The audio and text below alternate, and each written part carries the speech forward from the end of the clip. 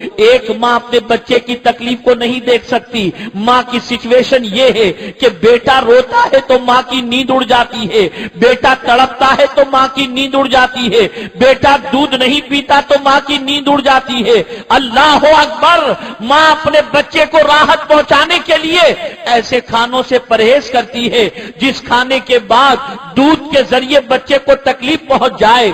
ماں ہے جس کی ممتا کی پوزیشن ایسی ہے کہ بچے کے سر میں درد بھی گوارا نہیں کرتی, بچے کی تکلیف کو گوارا نہیں کرتی. آپ مجھے بتاؤ اے رسول اعظم صلی اللہ علیہ وسلم کے دیوانوں, مجھے ایک ماں کا واقعہ یاد آ رہا ہے. اللہ اکبر.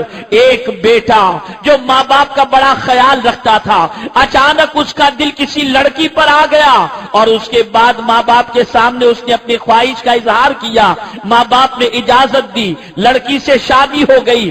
بیاہ کے جب لڑکی گھر آتی ہے تو اس کے ماں باپ کی خدمت بھی کرتی ہے اور شوہر کی بھی خدمت کرتی ہے. چند دنوں کے گزر جانے کے بعد جب بیوی نے محسوس کیا کہ میرا شوہر میرے غلام کی حیثیت سے بن چکا ہے, جو میں کہتی ہوں وہی کرتا ہے, تو اپنے شوہر سے کہتی ہے میرے سرتاج ذرا مجھے بتاؤ تم مجھے کتنا چاہتے ہو. اس شخص نے جواب میں کہا میں تمہیں اپنی جان سے زیادہ چاہتا ہوں, بے پناہ چاہتا ہوں. تم کہو وہ چیز تمہارے لیے کرنے کو تیار ہوں, بڑے سے بڑی قربانی دینے کو تیار ہوں. اللہ اکبر. بیوی نے جب یہ سوچا تو پہلا جملہ اپنے شوہر سے یہ کہتی ہے اگر واقعی تم سچی محبت کرتے ہو تو گھر علیحدہ لے لو تاکہ ہم دونوں آرام کی زندگی گزار سکیں. میں یہ نہیں کہتی کہ تم اپنے ماں باپ کی خدمت نہ کرنا, جو کماؤ گے اس میں سے ماں باپ کو بھی پیش کرتے رہنا, ان کی دیکھ بھال بھی کرتے رہنا. اللہ اکبر. شوہر کے ذہن میں بیوی کی محبت کا غلبہ تھا, اس نے بیوی کی بات مان لی, ماں باپ کے سامنے اپنی آرزو کو پیش کیا اور کرنے کے بعد علیحدگی اختیار کر لی. روزانہ صبح ماں سے ملنے آتا, باپ سے ملنے آتا. دن گزرتے گئے, بچے بڑے ہونے شروع ہو گئے تو اب کیفیت یہ ہے کہ کبھی ہفتے میں آ جاتا, کبھی کچھ دنوں کے بعد آ جاتا. یہی حال بڑھتا رہا, ڈسٹینس بڑھتا رہا. ماں باپ اپنی زندگی گزار رہے ہیں, بیٹا بیوی کے ساتھ اپنی زندگی کاٹ رہا ہے. ایک دن ایسا ہوا کہ باہر کی نوکری اسے مل گئی اور پردیس میں ملازمت کے لیے اس کو آفر آئی. وہ اپنی بیوی بچوں کو لے کر کے پردیس چلا گیا, یہاں تک کہ سعودی میں اسے جاب ملا. اور سعودی کی سرزمین پر جب اس نے قدم رکھا, اب کیفیت یہ ہے کہ کبھی فون پر کبھی خطوط کے ذریعے ماں باپ کے حالات کو جاننے کی کوشش کی, اور کبھی پوزیشن ایسی ہوئی کہ یوں ہی چھوڑ دیا. اطلاع آئی تو کیا اور نہ آئی تو کیا, کبھی رقم بھیج دیتا, کبھی لاپرواہی کا شکار ہوتا. اب مہینوں گزرتے گئے, سال گزرتے گئے, یہاں تک کہ اب خبر کے سلسلے میں, اطلاعات کے سلسلے میں ماں باپ کے حوالے سے بے خبری کی زندگی ہونے لگی. کچھ عرصے کے بعد باپ کا انتقال ہو جاتا ہے اور ماں کی زندگی تنہائی میں کٹتی نظر آتی ہے. اللہ اکبر. دیکھتے دیکھتے 14 سال کا طویل عرصہ گزر گیا. 14 سال کے بعد سعودی میں رہنے کی وجہ سے اس کے دل میں خیال پیدا ہوا کہ میں نے ابھی تک حج نہیں کیا ہے, چل کر کے حج کر لوں. اللہ اکبر. بیوی کو لے کر حج کے لیے روانہ ہوا, لیکن کیفیت یہ ہے کہ جیسے ہی عرفات کے میدان میں پہنچتا ہے, ساری دنیا کی آنکھ میں آنسو موجود ہیں.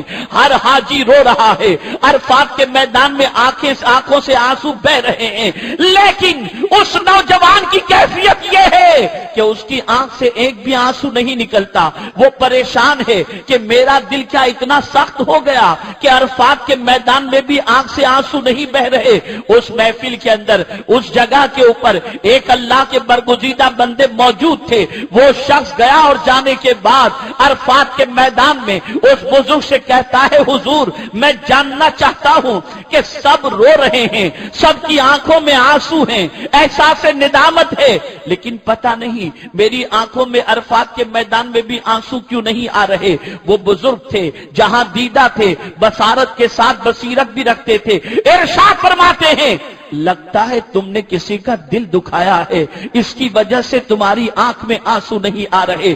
بس تڑپ گیا کہا ہاں میں نے ایک کا حق نہیں دو کا حق مارا ہے، میں اپنی ماں سے بے خبر ہوں، اپنے باپ کے بارے میں بے خبر رہا، میں نے یہ حق مارا ہے، اس کی وجہ سے شاید میرا دل سخت ہو گیا۔ اب وہ بزرگ فرماتے ہیں اگر تو چاہتا ہے کہ تیرا دل موم ہو جائے، اللہ تجھے معاف فرما دے، تو پہلی فرصت میں جا کر کے ماں کے قدموں سے لپٹ جا، اسے راضی رکھنے کی کوشش کر۔ وہ شخص گھر پہنچا اور پہنچنے کے بعد سب سے پہلے رختے سفر باندھا اپنے وطن کے لیے، اور جب وطن پہنچتا ہے ماں کا پتہ پوچھتا ہے، اپنے گھر پہنچا، دروازہ بند تھا، ماں کے بارے میں پوچھا تو پتا چلا فلاں جگہ پر جھوپڑے کے اندر ماں رہ رہی ہے، کس کے ساتھ رہتی ہے، بتایا گیا اکیلی رہتی ہے، کوئی کھانا دیتا ہے تو کھا لیتی ہے، نہیں دیتا ہے تو بھوکی رکھتی ہے۔ اب تو بچے کی جدائی میں روتے روتے اس کی آنکھوں کی بینائی بھی چلی گئی ہے۔ اللہ اکبر!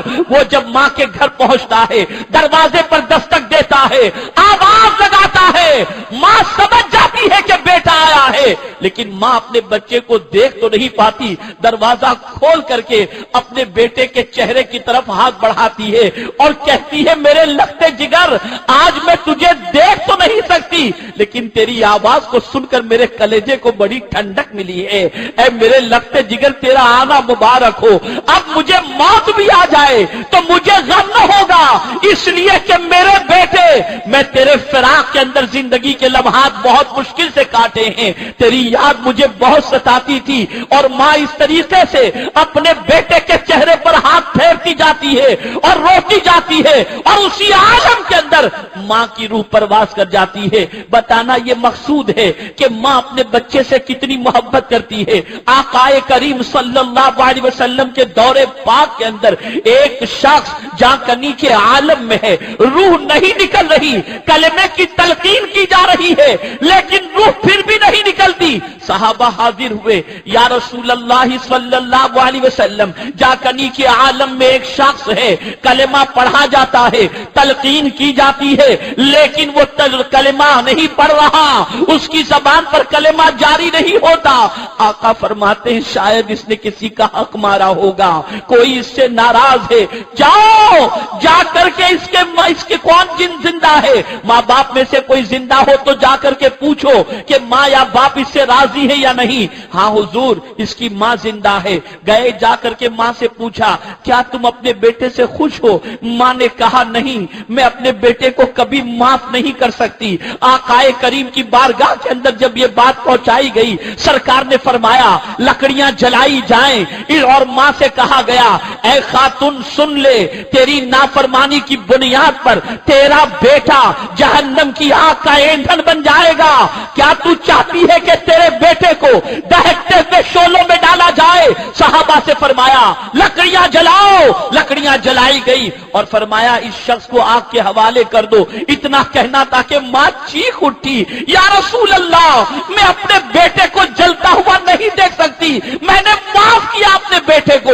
ادھر ماں نے معافی کی بات کہی، اس شخص کی زبان پر کلمہ جاری ہو گیا۔